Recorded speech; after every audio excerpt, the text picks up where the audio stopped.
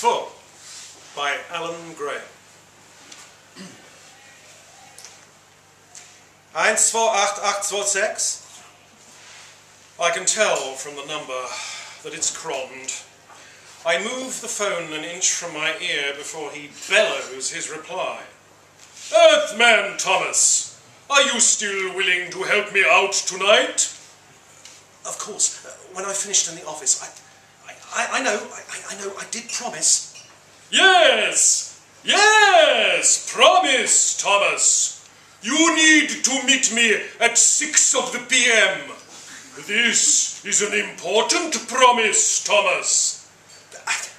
I'll be there, Krond, and I've translated those German letters you had. Just bills and stuff, nothing important. Promise, Thomas. Excellent. There was a huge pause, as I could tell he was racking his giant brain for the right word. Wunderbar? Yes, Thomas? Wunderbar! He hung up. Suppressed laughter from the nearby desks told me that my co-workers had overheard yet another loud call from my friend Krond. I imagined the derisive whispers they were sharing.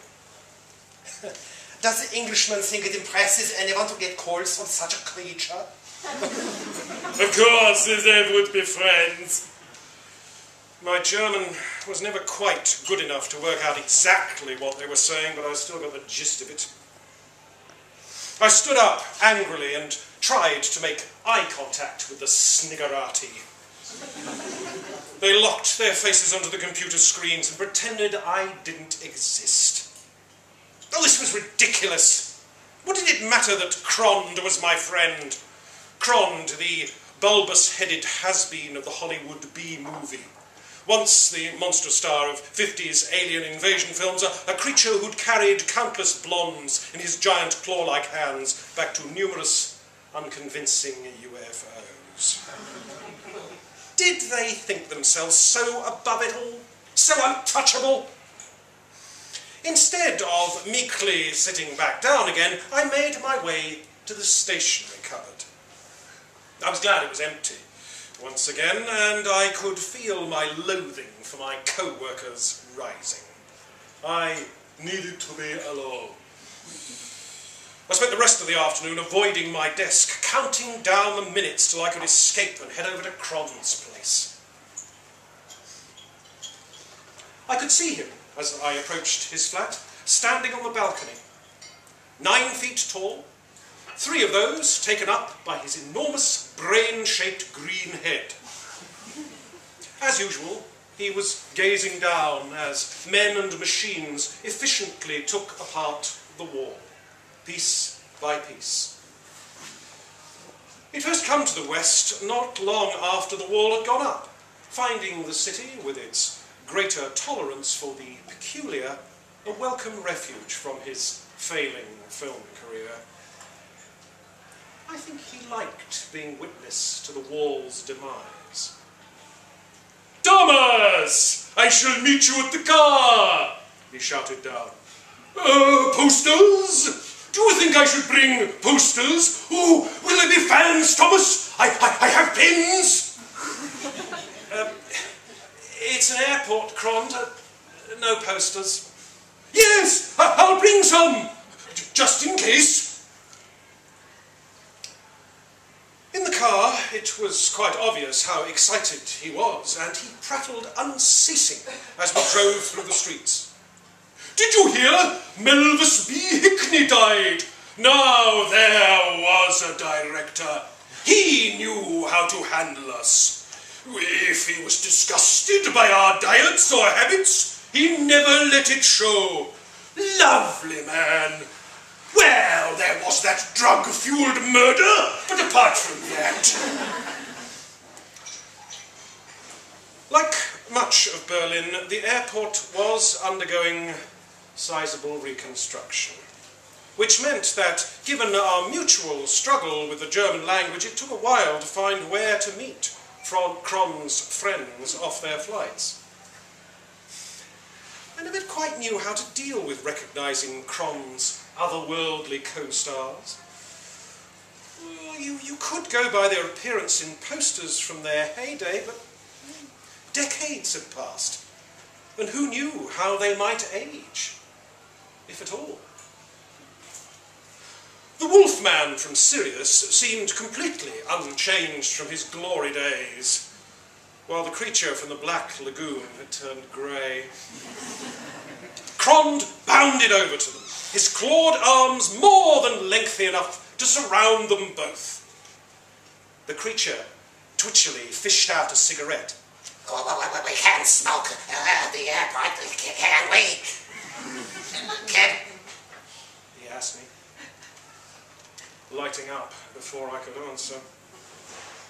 The Wolfman gave nothing away, his eyes hidden behind expensive sunglasses. My friends, so good to see you! Krond's single giant unblinking eye seemed to have lit up. It's been far too long. Wine?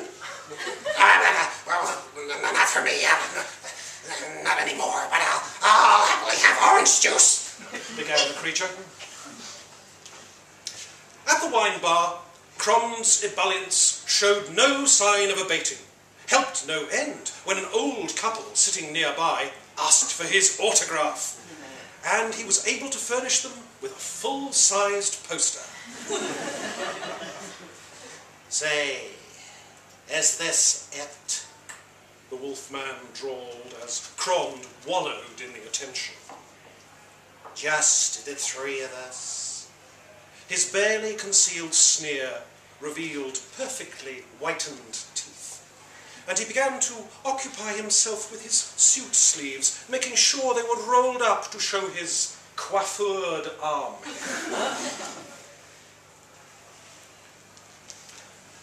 I gave an update on what I knew.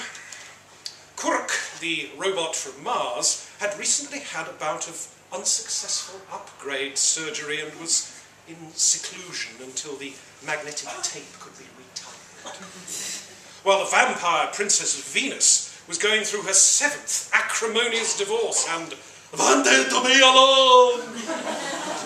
And as for the blob, we didn't invite the blob, bellowed Krond. Oh, thank goodness. The bitch. What a diva. The arrangements for the evening were going to involve the Wolfman crashing at mine, while the creature stayed with Krond. In the end, though, it didn't take much to get the three of them watching the old films again. Krond's VHS collection was immaculately kept. All the great movies, the great B-movies that had featured genuine monsters, taped from early 80s TV reruns. During 10,000 Martian Maniacs, Krond eagerly pointed out where the mirrors had been placed to make him look like an invading army. A detailed description of his humanoid co-star's failings accompanied the wild Wolfman's Arkansas rodeo rampage, while the creature moaned that the glorious technicolor of Black Lagoon Bloodfest was less than glorious. All three were always ready with their humorous anecdotes, mostly prepared for the next day, although the biggest whoops of derisory laughter were saved for the decade-old adverts during the commercial breaks. We started early the next day to prepare for the convention, loading a van with the memorabilia that they all hoped to shift over the course of the long day ahead. Then the phone rang. I could tell from the moment I heard my boss's thick German accent. It was work. Look, yeah, so there is an emergency here, you must come in. I'm sorry, I can't come in. I've had today booked off for a long time. Thomas! He barked, making full use of the German accent's innate ability to snap angrily. You must to work come. It is only by working hard at your desk that you will get any better with your German. My German is fine.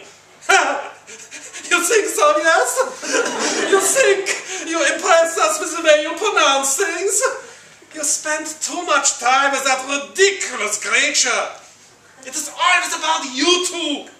Or you two, as you would say. I recognised the scorn in the last remark, an ongoing snide dig my co-workers had adopted at my attempts to use colloquial German, and put the phone down immediately. I couldn't face this argument, and there was no way I was going to disappoint Krond. Work again, Thomas. Krond's head was too large to ever really peer around a door, but he did the closest approximation that he was capable of. Oh, forget it, I shrugged. It's going to be a long day and I need to get driving.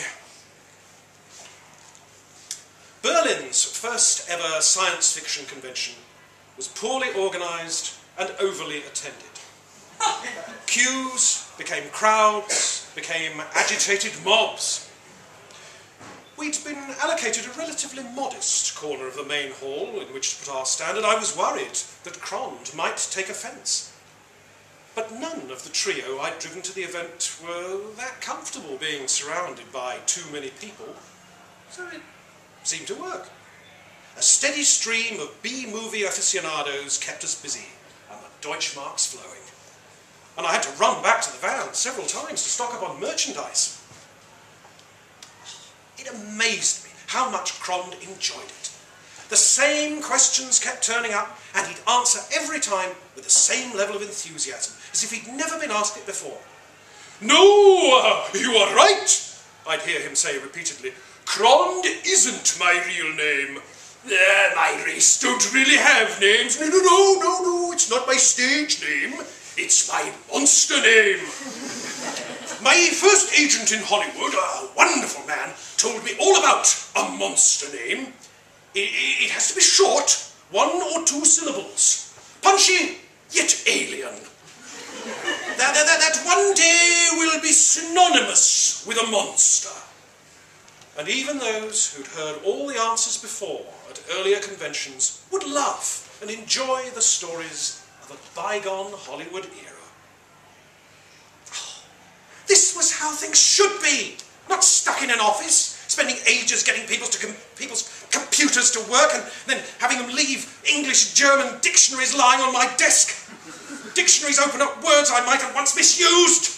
And certainly not having to suffer an office nickname based on my earnest attempt to speak German. Occasionally, a minor actor from the new Star Trek show would appear on the main stage, and we'd enjoy a quiet period. The creature would make up for lost time by shoving a cigarette in each gill and power smoking. The Wolfman would be continuing a one-on-one conversation with one of the younger female autograph hunters. Krond, however, would stay seated at the stand, just in case. This was his day, and he wasn't going to miss anyone who wanted to tell him how brilliant he'd been in... Oh, that film where the UFO lands in a remote part of California, but nobody initially believes the kids who see it. And just before it ended, we all trooped over to a makeshift cinema to watch a rare 3D screening of Krond's finest hour, Venusian voodoo vixens versus the FBI. Even if Krond managed to spend most of it struggling to get some sort of extra-dimensional effect from his single staring eye. Finally, it was all over. We reloaded what was left into the van and drove the creature to the airport for a late-night flight.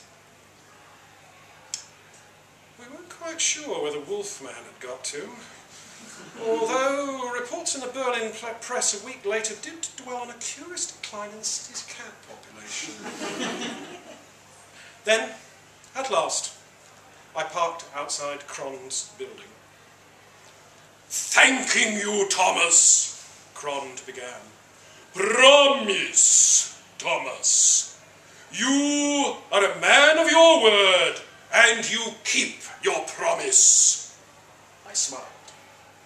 And now it is time for me to keep my promise, my part of the bargain.